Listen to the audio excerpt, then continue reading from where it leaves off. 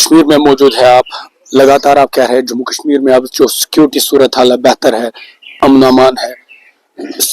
रियासती दर्जे की बहाली को लेकर यहाँ की जो सरकार है सवालात खड़े कर रहे हैं, अब वो एहतजाज करने जा रही है। अपनी नालायकी, नाकामयाबी, नुसिखियागन बचाने के लिए उमर अब्दुल्ला साहब रोज नया भ्रम पैदा कर रहे हैं। मेरी उनसे निवेदन है, भ्रम पैदा ना करिए, अपने किए हुए कामों का हिसाब दीजिए। मेरे को लगता है उन्होंने अपनी मैनिफेस्टो की कॉपी गुम हो गई है।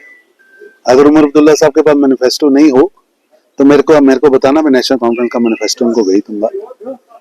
उनसे निवेदन है, अपने मैनिफेस्टो पर काम करे और जनता से किए वादे पूरे करें। लेकिन वो कह रहे हैं रियासती दर्जा न होने की वजह से मेरे काम को नहीं बताइए, उनके पास इतने मंत्रालय हैं, एक पुलिस का मंत्रालय छोड़ दे तो सभी उनके पास है, क्यों नहीं जवाब देते?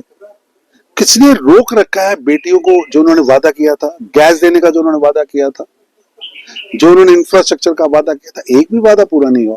जो उन्होंने युवाओं से वादा किया था, जो कच्चे मुलाजिम से वादा किया था, एक भी वादा पूरा नहीं हुआ।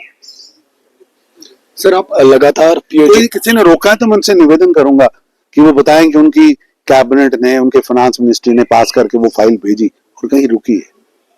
ऐसा है नहीं, आप कुछ कर नहीं रहे हैं। उमर अब्दुल्ला साहब तो, उनके नेता आजकल कह रहे हैं कि वो जम्मू कश्मीर में उमर अब्दुल्ला साहब कम रहते हैं, बाहर ज्यादा रहते हैं, तो उनके अपने नेताओं का तो जवाब दे दें, मेरी बात छोड़िए। सर आप लगातार बात कर रहे हैं जम्मू कश्मीर की, यानी पीओजेके की भी बात कर रहे हैं, लेकिन जिस तरह के वहां पर हालात है, आपने हालांकि आज जो प्रोग्राम है अपने पाकिस्तानी इन्वेडर्स की बात की, डॉक्टर श्यामा प्रसाद मुखर्जी की बात की, आज जो पीओजेके में हालात है किस तरह से देखते हैं? क्या दुर्भाग्यपूर्ण है वहां के नागरिकों पर, जो कि जिन पर आज पाकिस्तान जबरन बैठा है, वो भारत के नागरिकों की हत्या कर रहा है।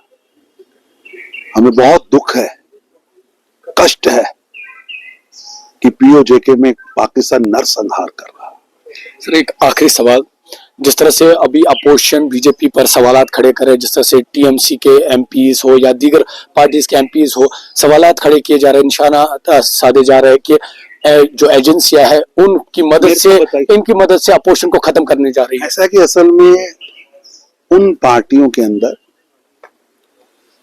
जो एक वंशवादी खानदानी दवाखाने की तरह वो पार्टियां चला रहे थे और करप्शन कर रहे हैं, तानाशाही, लोग उसको तोड़कर लोकतंत्र की ओर बढ़ रहे हैं। मेरे साथ बीजेपी के नेशनल जनरल सेक्रेटरी तरुण चुग जी है, आज कश्मीर में है। सर पहले दौरा कश्मीर के बारे में मुख्तसरन जानना चाहेंगे, किस वजह से यहाँ आना हुआ?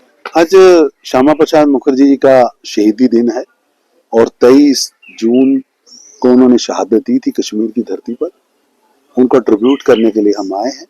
उन्होंने कश्मीर के नौजवानों के भविष्य को देखते हुए कश्मीरियों को जो रस्सियों से बांध रखा था, बेड़ियों से बांध रखा था, उसको छुड़ाने के लिए उन्होंने बलिदान दिया। बहुत बड़ा बलिदान है, उस बलिदान के लिए मैं आया था।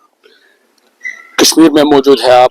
लगातार आप कह रहे हैं जम्मू कश्मीर में अब जो सिक्योरिटी सूरत हाल बेहतर है, अमन अमान है।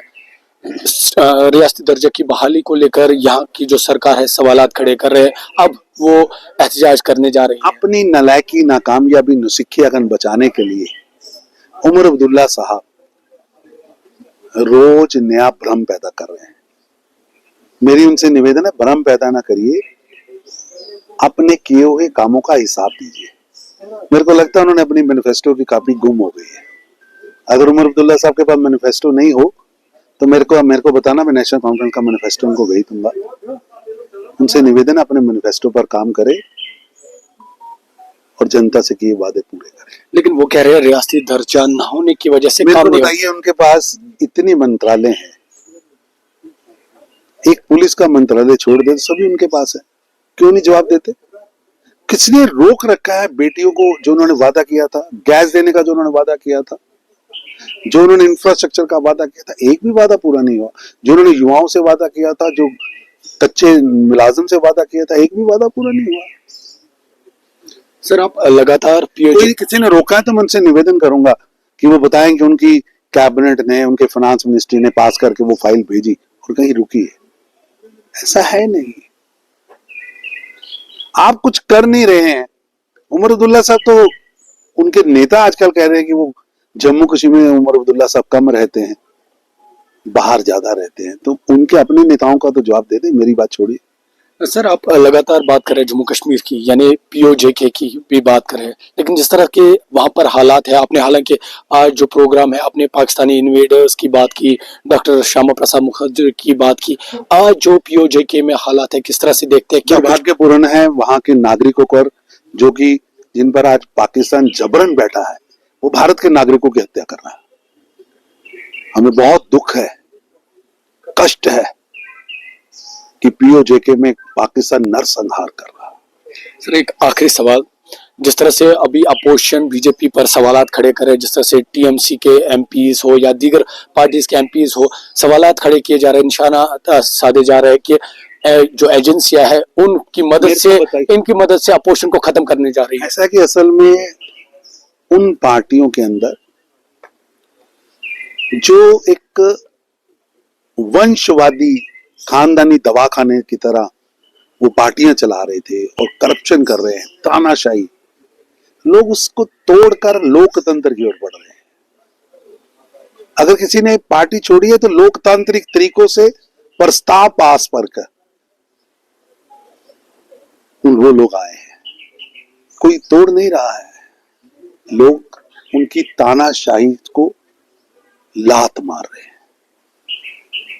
लोग भ्रष्ट युवराज व युवरानियों से मुक्ति का ले रहे हैं और ये मुक्ति पूरे देश में चल रही है।